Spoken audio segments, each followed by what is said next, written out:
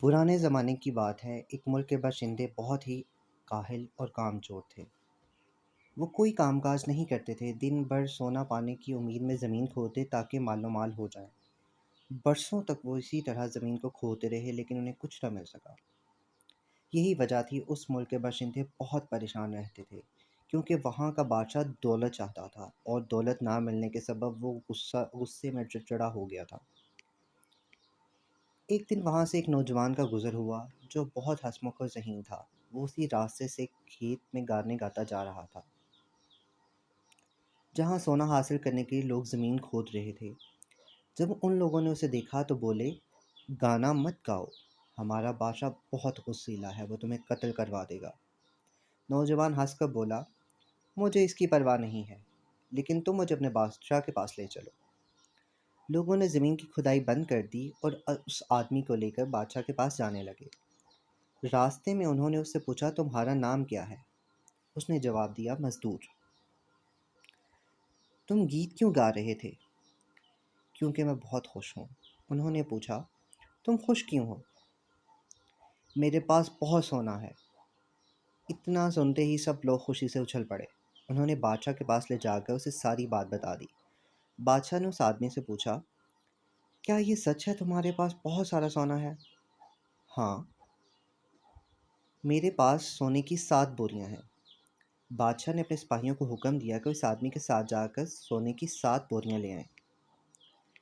بادشاہ کا حکم سن کر نوجوان نے کہا، سونے کو لانے میں کافی وقت لگے گا، کیونکہ وہ ایسے غار میں رکھا ہوا ہے جس کی دیکھ بھال 7 دیو کر رہے ہیں۔ آپ اپنے ان آدمی کو میرے ساتھ 1 سال تک رہنے کی اجازت دیں۔ اس عرصے میں ہم وہ سونا حاصل کرنے میں کامیاب ہو جائیں گے۔